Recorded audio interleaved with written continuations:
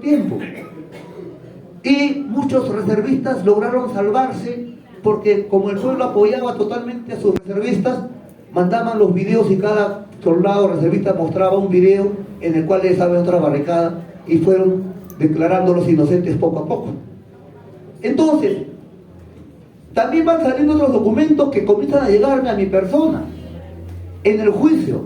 Y de esos documentos lo primero que llamó la atención fue que los balazos, los exámenes periciales de las balas que mataron a los policías, todos eran por la espalda. Todas las balas que mataron a los policías en Andahuaylas fueron desde retaguardia.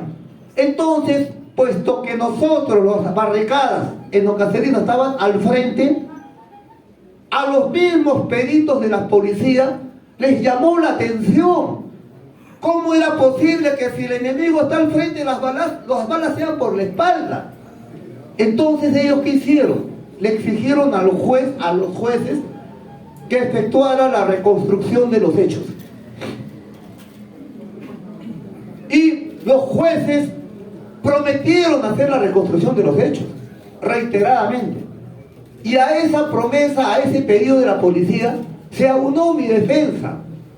La doctora Huidobro, todos mis abogados, pidieron también la reconstrucción de hechos porque algo no cuadraba. Sin embargo, a pesar que los jueces lo prometieron varias veces, es más, algunos se acordarán que a veces se me visualizaba en ciertos videos lanzando las sillas, botando las mesas, agarrando a los jueces, insultando a los jueces para que me expulsaran. Bueno, eso es verdad, yo lo hacía porque exigía la reconstrucción de hechos. Y si no había reconstrucción de hechos, prefería que me voten del juicio, que no querían participar. ¿Por qué no se hizo la reconstrucción de hechos? Porque si se hacía la reconstrucción de hechos en que todos los participantes tienen que ubicarse en sus emplazamientos originales, es decir, los 600 reservistas en cada una de sus barricadas, los 2000 policías que nos rodeaban en cada uno de los cerros donde estaban ellos, los 1000 policías, los 1000 soldados que nos rodeaban, igual tenían que ubicarse. Y ahí tenían que haberse ubicado también los francotiradores. Entonces no se hizo por eso. Fue una prueba también del fraude de ese juicio. Pero ¿qué pasó? A medida que construían los juicios, me llegan documentos secretos y estrictamente secretos del interior del ejército por medio de oficiales patriotas, velasquistas y etnocaceristas. Y estos documentos los tengo acá. Y pruebo con eso el crimen de Estado. He presentado un recurso de revisión de mi sentencia, diciéndole a los jueces lo siguiente: señores jueces, yo voy a cumplir mi condena, pero aún así voy a demostrar mi inocencia porque hubo un crimen de Estado. Acá le entrego los documentos. Pero el recurso de revisión me lo ha rechazado el Poder Judicial por un tecnicismo, no por cuestión de fondo. O sea, voy a tener que presentarlo nuevamente, pero lo voy a presentar con 500.000 de reservistas en Lima, cuando convoquemos 500.000 de reservistas y cerremos el Congreso de acá. A continuación vamos a entrar a las pruebas propiamente dichas. Ustedes van a escuchar ahorita las palabras del ministro del Interior, Carlos Basombrío Iglesias. Carlos Basombrío Iglesias, por si acaso, no es etnocacerista, no es antaurista. Todo lo contrario, es un furioso anti-etnocacerista, un furioso anti-antaurista. Él fue ministro del Interior de Toledo durante el Andahuaylazo y después fue ministro del Interior de Pedro Pablo Kuczynski en su gobierno. Acuérdense que Pedro Pablo Kuczynski durante el Andahuaylazo era ministro de Economía de Alejandro Toledo. Ya. Acuérdense también, ahora lo sabemos por las prescripciones de Lavajato, que 6 semanas antes del Andahuaylazo, está probado por las investigaciones del fiscal Pérez de Lavajato, se sabe con fechas y apellidos que 6 semanas antes del Andahuaylazo se reunieron en una suite del Hotel Marriott en Río de Janeiro, Brasil, Pedro Pablo Kuczynski con Alejandro Toledo, con Marcelo Odebrecht y Jorge Barata, más Ávila Om y Joseph Maima. Lugar en el cual se pactó, repito, lugar en el cual se pactó 6 semanas antes del Andahuaylazo la coima de $37 millones por la Interoceánica del Sur, entre otras coimas más. Repito, entre otras coimas más. Entonces, cuando 6 semanas después de esa coima, con la plata, con esos 37 millones de dólares guardados en un paraíso fiscal, en una cuenta secreta, en Suiza o en Andorra, sucede el andahuaylazo, en el cual un grupo de soldados, un grupo de reservistas que sacaban un periódico que todos los días lo amenazaba con un golpe de Estado a Alejandro Toledo por traidor, por corrupto y por miserable. Bueno, se usaba un golpe de Estado, un manifiesto político en el cual se le acusaba de corrupto, de ladrón, de miserable, y se exigía su fusilamiento, no solo de él, sino también del alto mando. Entonces, obviamente, con la plata en el bolsillo, el Kuczynski entran en pánico, y por sentido común, ¿qué hacen? Ordenan el crimen de Estado. Que le hagan un crimen de Estado a esos locos, a esos rebeldes, que los metan en cana y los acusamos de lo que sea, pero los sepultamos. Pero yo estoy hablando de un crimen de Estado, y ustedes dirán, un crimen de Estado mayor es descabellado también. Pero haciendo memoria, nos daremos cuenta que en la marcha de los 4 suyos también hubo un crimen de Estado. Acuérdense, cuando el Estado, a fin de denigrar esa protesta popular, dinamita el Banco de la Nación y mata a 6 trabajadores del Banco de la Nación que son servidores del Estado. ¿Para qué? Para denigrar la protesta social y eliminar o denigrar también a sus organizadores. Entonces, ¿qué es un crimen de Estado? Un crimen de Estado es cuando el mismo Estado criminal, antinacional, traidor, elimina a sus servidores para denigrar a la oposición patriótica. Entonces eso pasó en la marcha de los 4 suyos y vuelve a pasar en Andahuaylas. Toledo ordena su primer ministro, Carlos Ferrero, era el premier, y él, con aval de Toledo, ordena el crimen de Estado a su ministro de Defensa, que era el actual congresista Roberto Quiabra, que a su vez transmite la orden de dar vuelta a sus policías al general Otto Guibovich y al general Williams, actual presidente del Congreso, y Otto Guibovich, ex congresista por Ancash. O sea que los protagonistas, los asesinos, siguen en el poder. Pero nosotros, los agraviados, también acabamos de ser libres y vamos a ser poder, y los vamos a meter adentro a estos miserables, a estos traidores, a estos asesinos, a los cuales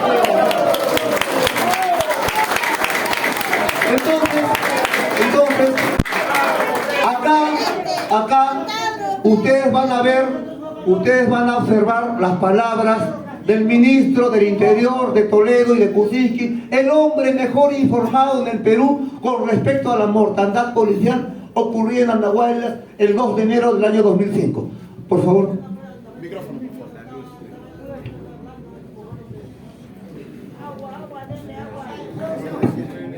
Nunca olvidemos quiénes los asesinaron. Nunca lo olvidemos. Asesinados a sangre fría, disparados desde las alturas de los cerros. Nunca olvidemos quiénes los asesinaron. Nunca lo olvidemos. Asesinados a sangre fría, disparados desde las alturas de los cerros sin que ellos tuvieran ninguna posibilidad. Lo que ha dicho el ministro es: nunca lo olvidemos, asesinados desde las alturas de los cerros por francotiradores. Acá debe haber más de uno que quizás conozca Andahuaylas, la ciudad de Andahuaylas. La ciudad de Andahuaylas, y usted me podrá decir si estoy mintiendo o no, solamente la rodean 2 cerros, el cerro Guayhuaca y el cerro Guairapata. No hay más cerros que rodeen Andahuaylas. En esos cerros, según el plan de operaciones del general Guibovich, su informe de operaciones número 001, aquí está. Este es el informe final número 01. Observen el logo del Ejército Peruano, Ejército del Perú, Ministerio de Defensa. Es un documento oficial. Y es un documento, por favor, ¿quién lo firma? la firma. Siempre quiero, ya. Ahí está. Este documento lo firma el general Otto Guibovich Arteaga, general de brigada, comandante general de la Primera Brigada de Fuerzas Especiales. Acá el sello redondo, Primera Brigada de Fuerzas Especiales, comandancia general, ¿no? Y el general Guibovich lo firma y tiene una fecha de 16 de enero de 2005, si no me equivoco. Ya. O sea, fue escrito 2 semanas después del revelado del Andahuaylazo y firmado por el general Otto Guibovich, jefe de la Primera Brigada de Fuerzas Especiales, en la cual están emplazados los francotiradores. Entonces, él narra su historia, él narra su informe. Su informe lo narra y él dice que llegó acá, situación, desde el 2 de enero 2005 al 5 de enero 2005, la Brigada de Fuerzas Especiales efectuó operaciones contrasubversivas contra elementos etnocaceristas. Bueno, o sea, del 2 de enero al 5 de enero. Y más tarde, cuando él narra las acciones, él arranca desde el 2 de enero en la noche. ¿Por qué? Porque el 2 de enero en la mañana murieron los policías. Y él evita decir que su fuerza estuvo cuando murieron los policías. Él dice, yo llegué con mi brigada Andahuaylas en la tarde, cuando ya habían muerto los policías. Sin embargo, miente. ¿Por qué? Porque en una entrevista que da a César Hildebrand, y César Hildebrand manda una carta y dice lo siguiente: participé en Andahuaylas desde el primer día de enero hasta recuperar la tranquilidad de la zona junto al general Williams. O sea, la brigada estuvo el 1 de enero y estuvo el 2 de enero en la mañana cuando mueren los policías. Pero él le entrega un informe falso al fiscal, diciéndole, señor fiscal, acá está mi informe, ¿eh? Pero ojo, yo llegué en la tarde, los policías murieron en la mañana.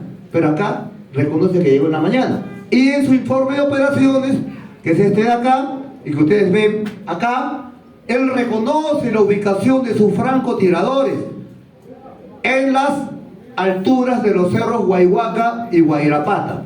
Aquí está, 22 ya. Patrulla Burco y Adrián se desplazaron por las elevaciones del cerro Guairapata. Al llegar a Pendiente Sur del cerro Guayhuaca, el equipo de francotiradores ocupó su posición. Es decir, él mismo reconoce la ubicación de los francotiradores en el cerro Guayhuaca y Guairapata, que son los únicos cerros que rodean la ciudad de Andahuaylas. Y acá, en el video de Basombrío, el mismo ministro dice, los asesinos estaban en las alturas de los cerros, y los cerros no pueden ser otros que el Guayhuaca y el Guairapata. Es decir, se demuestra solamente con esto se demuestra el crimen de Estado. Pero hay otros documentos más. Ustedes saben, compatriotas, que quien habla, fui el único de los 600 reservistas que no efectuó un solo disparo. Todo el resto de mis reservistas disparaban como Pancho Villa. Pero el que habla no efectuó un solo disparo porque no tuve necesidad. ¿Y por qué no tuve necesidad? Porque simple y llanamente era el jefe. Y ordenaba la defensa, daba las entrevistas, disponía todo lo que era la conducción de la rebelión. Pero en esos 4 días, 1, 2, 3 y 4 de enero, no tuve ocasión de efectuar ni un disparo. Por eso es que cuando sale el examen de absorción atómica, a todos los participantes en la rebelión, rebeldes y fuerzas del orden, a los 600 reservistas nos toman la prueba de absorción atómica. ¿Qué es una prueba de absorción atómica? Es una prueba que sirve para saber si una persona disparó un arma de fuego o no. Y para que una persona, según la policía, según esa prueba, se haya determinado que ha efectuado disparo, tiene que ser, le pasan un pincelito por la mano. Y una vez que la pasan por la pincelito en la mano, le toman una prueba química. Y en esa prueba química se tiene que salir positivo no solo en plomo, también en bario y en antimonio. ¿Por qué no solo en plomo? Porque el plomo existe en todos sitios, en el micrófono, en el lapicero. Entonces una persona que sale positivo en plomo no necesariamente ha disparado. Para tener la certeza que ha disparado tiene que ser además positivo en bario y en antimonio. Al que habla es el único que salió negativo en bario y antimonio. Ahí está, positivo. negativo para plomo, negativo para antimonio y bario. Entonces, establecido que yo no disparé. Sin embargo, según la sentencia del Poder Judicial tramposo, apestoso que tenemos, estos jueces supremos, San Martín, Vieste, semejantes estafadores, ladronazos, prevaricadores, a pesar de esta prueba, según estos jueces, soy el único culpable de los 6 disparos que mataron por la espalda a los policías en Andahuaylas. Es decir, el único de los 600 reservistas que no disparó es el culpable de los 6 disparos que mataron por la espalda a 6 policías que fueron disparados según el ministro de las alturas de los cerros y que según el general Guibovich estaban en el Guayguaca y Guarapata los francotiradores. Entonces, esta es mi sentencia apestosa. Esta es la sentencia que yo he tenido que soportar durante 18 años. Encima, sabemos que los francotiradores fueron. Estas son las armas que capturó el pueblo de Andahuaylas. Porque fue el pueblo de Andahuaylas con los reservistas quienes se rebelaron. No se rebelaron los reservistas solos. Se rebelaron con toda la población. Toda la población participó. Fue algo parecido a lo de Locumba. Toda la reserva subió. Porque los rebeldes ya éramos pocos. Y la rebelión se volvió rebelión popular. Pero en Locumba no sucedió la rebelión de Moquegua. No hubo barricadas en la ciudad de Moquegua. Fue todo en las alturas. En Andahuaylas fue algo diferente. La rebelión se dio en la ciudad misma, en la capital misma, en la ciudad misma. Las barricadas estuvieron ahí misma y la población estuvo con nosotros. Por eso que nos reciben 40.000 andahuayleños a decirnos: ustedes son inocentes, sabemos que son inocentes, los culpables son los gobernantes. Entonces, este es el armamento que se capturó entre todos a los francotiradores. Estas armas son de largo alcance, son sofisticadísimas. Tienen un alcance y una mira telescópica que puede dar a 1 kilómetro de distancia a una moneda en el centro. Así es la precisión.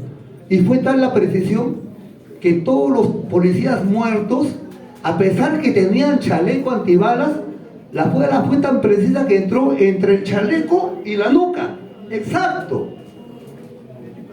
Y ese policía que está agonizando y que la televisión limeña mostraba agonizando a un policía y salía un supuesto reservista y sacaba una pistola y a quemarropa mataba vilmente a ese hombre agonizante, la televisión limeña, Caretas, El Comercio, lo presentaban como si fuera un reservista y no cacerista. Y después se supo que ese individuo, ese sujeto, no era ni reservista ni enocacerista, sino soldado en actividad del cuartel Los Chancas, que trabajaba en la sección 2 Inteligencia.